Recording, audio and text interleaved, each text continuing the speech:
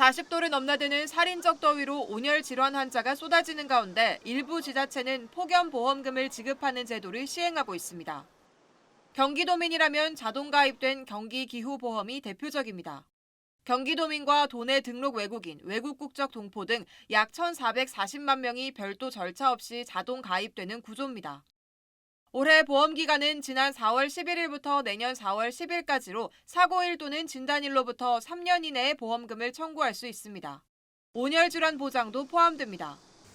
열사병과 일사병, 열탈진, 열실신 등 온열질환으로 진단받으면 15만 원의 진단비가 나옵니다. 온열질환과 한랭질환, 기후재해 사고로 응급실을 찾으면 10만 원을 받고 기상특보나 자연재해 관련 사고로 4주 이상 진단을 받으면 위로금 30만 원도 지급됩니다. 말라리아와 쯔쯔가무시 등 기후 관련 감염병 진단 시에는 20만 원을 받을 수 있습니다. 가입자가 기존의 다른 보험에 가입했더라도 중복 보상이 가능하고 보험료는 경기도가 전액 부담합니다. 실제 지급 사례도 이어지고 있습니다. 야외 체험학습 중 온열 질환을 진단받은 학생이나 체육활동 중 열탈진을 겪은 시민 등이 보험금을 지급받았습니다. 지자체의 기후보험 도입은 확산하는 분위기입니다. 제주도는 폭염경보로 건설공사가 멈추면 덩달아 줄어드는 노동자들의 일당을 보전해주는 상품에 가입했습니다. 별도 심사 절차 없이 기온을 기준으로 보험금을 지급하는 방식입니다. 폭염이 일상화하며 공공형 기후보험이 도입되는 모양새지만 경기도 재정이 사실상 부도 상태라는 게 알려지며 일부 누리꾼들 사이에선 이러니 돈이 없는 것, 세금으로 외국인까지 주냐는 등 반발이 이어지고 있습니다. SBS 정다은입니다. 경기도의 재정 비상 상황을 두고 책임 공방이 이어지는 가운데 추미애 경기도지사가 과도한 복지 정책 때문에 재정난이 발생했다는 일각의 주장을 정면 반박했습니다. 추 지사는 어제 저녁 자신의 SNS를 통해 정치권에서는 경기도의 재정난이 과도한 복지 정책 때문이라고 말한다며 이는 보고 싶은 한 부분만 강조함으로써 전체를 왜곡하는 수법으로 문제를 호도하는 거라고 말했습니다. 추 지사는 복지를 늘렸기 때문에 재정난이 생긴 게 아니라며 복지와 공공서비스를 필요로 하는 도민이 빠르게 늘고 있는 거라고 반박했습니다. 그러면서 경기도의 인구구조 변화를 근거로 제시했습니다.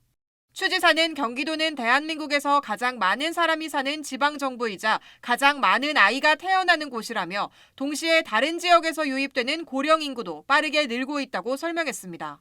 이어 아이와 고령 인구가 함께 늘어나니 보육과 교육, 돌봄과 의료, 교통과 주거에 들어가는 비용도 급격히 늘어날 수밖에 없다고 주장했습니다.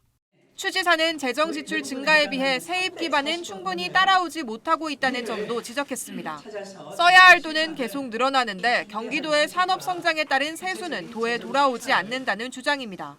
추 지사는 서울과 경기도의 세입 구조를 비교하며 공장시설이 거의 없는 서울은 법인 지방소득세가 1위 세원이라며 반면 공장과 산단, 배후 인력과 연구시설이 밀집한 경기도는 법인 지방소득세를 단 한 푼도 걷지 못한다.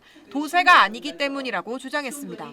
부동산 취득세에 지나치게 의존하는 세입 구조도 문제로 꼽았습니다.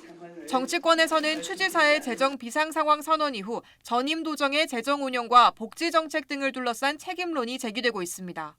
이에 대해 추 지사는 정치 시비거리로만 삼으려고 하니 한심하기 그지없다고 비판하며 경기도가 그 규모와 역할에 걸맞은 재정 권한을 가질 수 있도록 세수 구조를 근본적으로 바꿔야 한다고 강조했습니다. SBS 정다은입니다. 추미애 경기지사가 경기도가 심각한 재정 위기를 맞았다며 재정 비상 상황을 선언했습니다.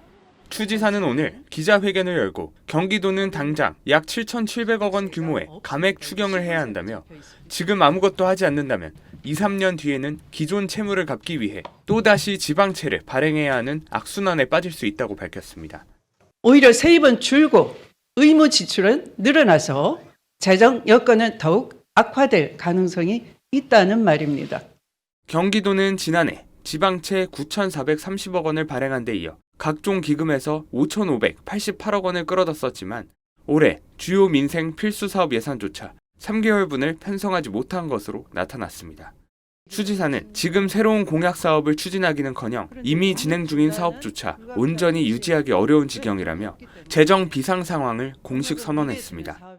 경기도는 민선 8기 당시 예산 부족을 이유로 상당수 민생 필수 사업의 올해 예산이 12개월이 아닌 9개월분만 편성됐던 걸로 알려졌습니다. 문제의 원인으로 세입 구조를 꼽았습니다. 일례로 서울시는 개인과 법인의 지방소득세 등 비교적 안정적인 세원을 확보하고 있지만 경기도 본청에는 지방소득세가 없다는 게 추지사 측 설명입니다. 또 경기도는 보통 교부세를 받지 못하는 불교부단체인데다 전체 도세의 절반 이상을 부동산 거래에 따라 변동성이 큰 취득세에 의존하고 있습니다. 실제 경기도의 취득세 수입은 2022년 약 11조 원에서 올해 약 8조 원 수준으로 약 30% 감소했습니다. 그러나 야권 일각에서 이러한 재정 문제가 과거 이재명 지사 때부터 시작됐다는 지적도 제기됐습니다. 개혁신당 이준석 대표는 이 대통령이 마지막 경기지사 임기를 보냈던 지난 2021년 부채가 2조 9,112억 원으로 한 해 만에 64.5%나 증가했다고 주장했습니다.